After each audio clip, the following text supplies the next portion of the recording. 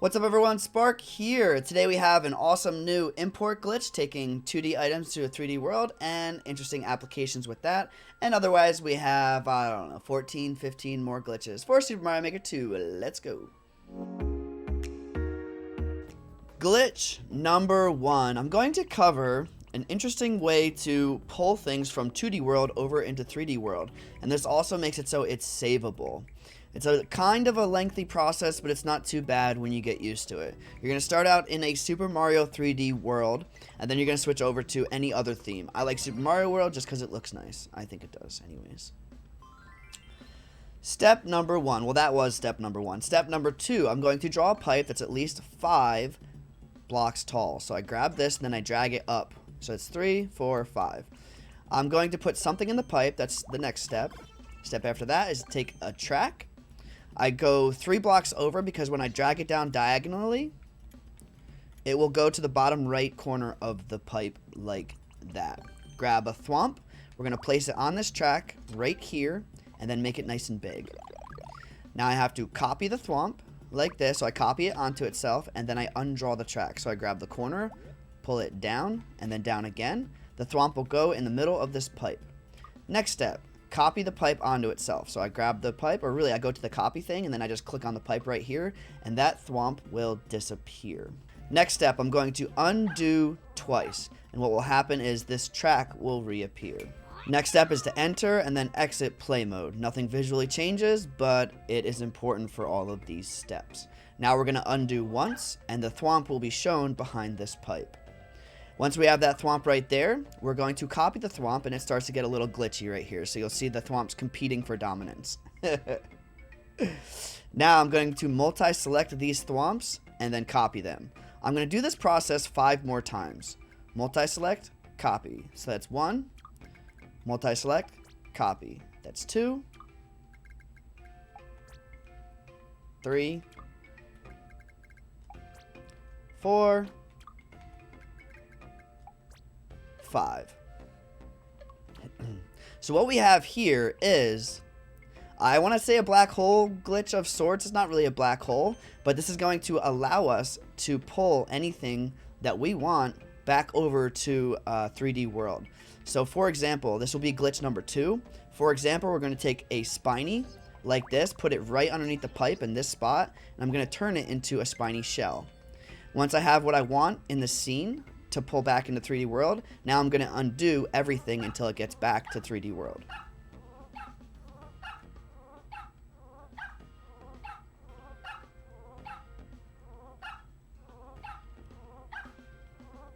There's a little glitched out track right there, and now we're going back to 3D world. So now you see we have an empty Spiny shell and we are in 3D world. I'm going to pull this away from everything, go into the subworld, and then exit it again. And this is going to allow me to multi-select those thwomps and clean things up. Now I'm going to multi-select all these thwomps, delete them, and we have a Spiny shell that we can play around with. This Spiny shell we can't actually put on our heads, but it is a Spiny that we can copy, pull around, and will never wake up from its slumber. Well, really, there's nothing in it. We can't put it on our head, but we have a shell that we can use to our advantage. We're going to pull a couple other things into this 3D world to show you some interesting behaviors. Glitch number 3. So basically what we did here was I pulled in a dry bone shell. You can see this dry bone guy is dismantled right here. When I start the scene, he's going to be T-posing, which is pretty cool. He's just sitting there in that T-pose. Now, if we go forward, I believe it hurts me. Yes, it hurts me if I go forward. The goal here is going to be jumping into this dry bone shell without dying. When we jump over top of them, we're going to fall down and get invincibility frames. I'm going to jump straight up like that. So right now I am in the dry bone shell. Now if I crash down, like if I do a ground pound and the dry bone shell dies or whatever, I will actually get stuck and glitched in, which I don't want to do that. Right now I'm in a dry bone shell. I want to keep it. There's an interesting behavior with this dry bone shell and this Piranha creeper. So as you see, I can just kind of walk on the creeper like that because I am in fact in the dry bone. Now if I jump on the head and don't move, it does that, which is pretty cool. I don't know what else I can really do with this. I imagine I can float on water. Yep, I can. That's pretty cool. I like that. I like that. Can I float on lava? I probably can. I can probably float on lava as well. Let's check this out. Let's have us float on lava too. This is probably even cooler. So yeah, we are floating on lava as well, using this dry bone shell. This adds some interesting capabilities to Mario Maker, I guess. Only the spiny shell is actually savable though. This dry bone shell apparently is not savable, but as you see, the thing woke up and I can still jump in him again. I can still jump in the dry bone shell again. If I jump out of him, it dismantles and then he walks around. I think the second time I can't. Maybe I'm wrong. Nope, I can still do it.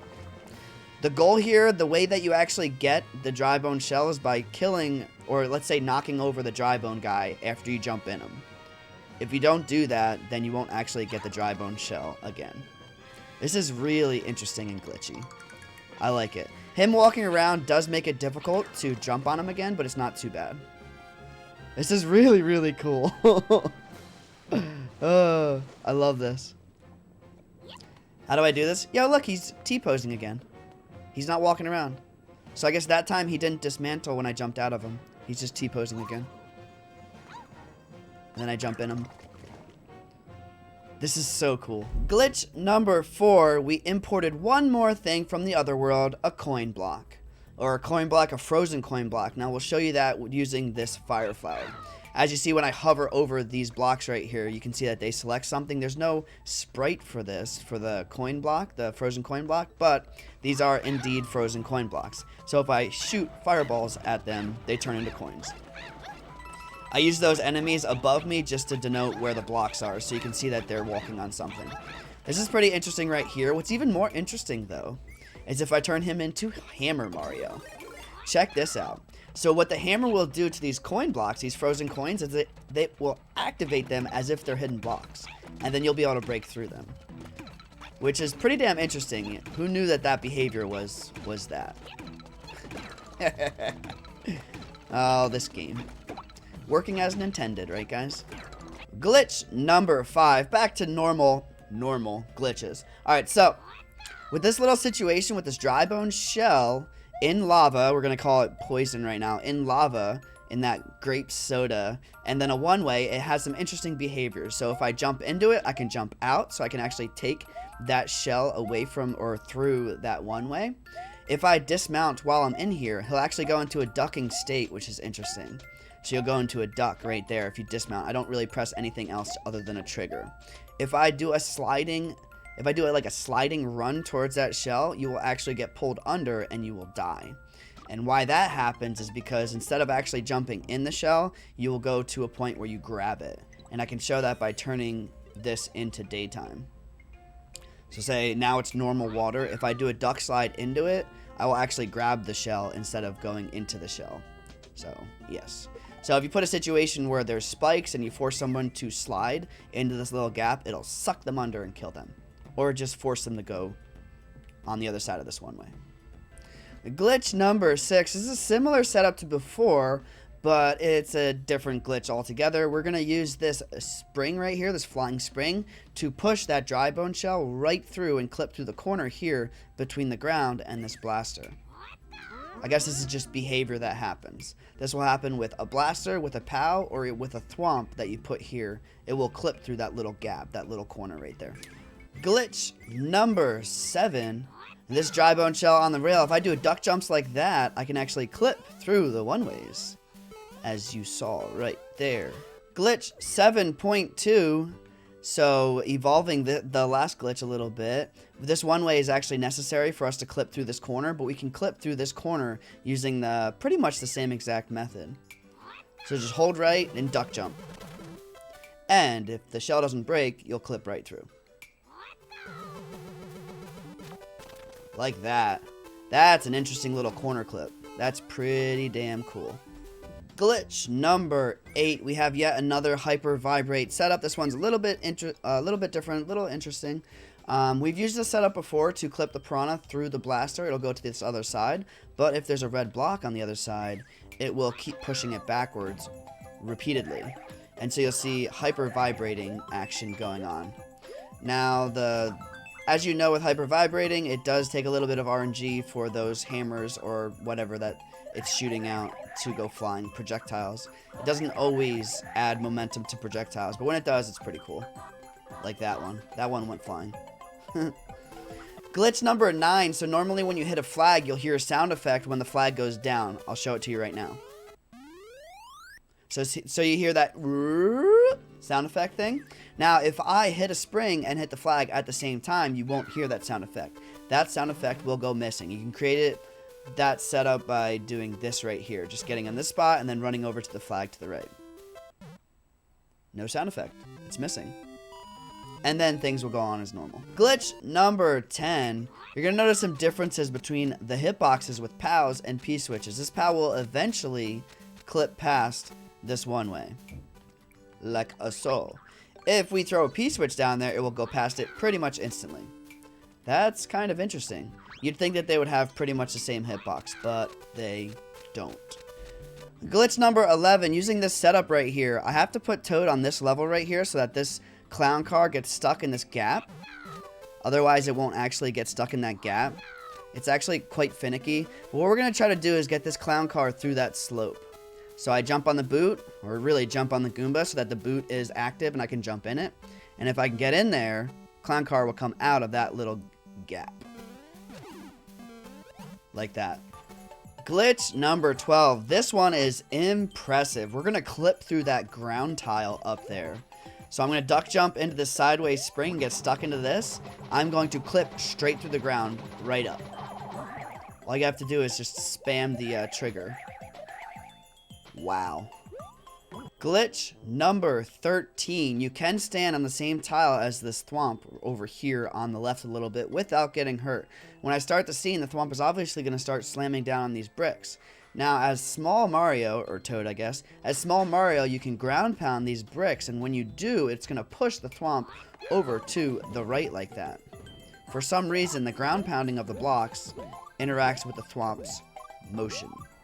Glitch number 14. This is an interesting little behavior with these moles, these blocks, and the one-ways. Now, if I let the moles just climb all the way up like that, they will pop through the one-ways, which is kind of cool. If I hit these blocks at the right time, the moles will stop in mid-air and still pop up through the one-ways. This is going to take a couple of tries. Let's see if we can do it, though. I guess it only took one try. But as you see, like, they stop in midair and then they pop up above those one-ways. I found that to be very interesting. Glitch number 15. Using a power-up, so like this cape spin or the fireballs, we can actually grab things through the one-ways. This will work for a checkpoint like this. Just kind of flick it at the right time. It'll work for power-ups. It'll even work for the other power-up with the fireball. But for the life of me, cannot figure out how to get a key with it. Or a coin for that matter. So you can see the head pop up and clip through the one-way, but it does not acquire those items. So, rip. Glitch number 16. We're going to clip this clown car through this little corner right here using this note block. So I'll undo just so I have this cannon, this blaster in there, so the clown car gets angry at me. The P-switches push the clown car into the wall a little bit. Now when I jump on this note block, it's going to clip everything up. Like a that. Glitch number 17. We have a Piranha with a parachute and a blue pipe like this. So here's the setup. As long as there's not ground underneath this, upon exiting this pipe, you will actually get hit by that Piranha. Which is weird because the Piranha should not spawn because you are right next to the pipe. But it does. Check this out. So let's start the scene and let invincibility frames go away. I go into the pipe. And I die before I even reach the ground here. That should not happen. Not good. But it's funny. Thank you so much for watching today's video. If you liked anything about it, please hit that like button for the YouTube algorithm. Smash the like button. Or comment. Or subscribe. All that stuff is good. Otherwise, I'll see you guys in the next video. Peace out, everybody. Have a good day. Bye-bye.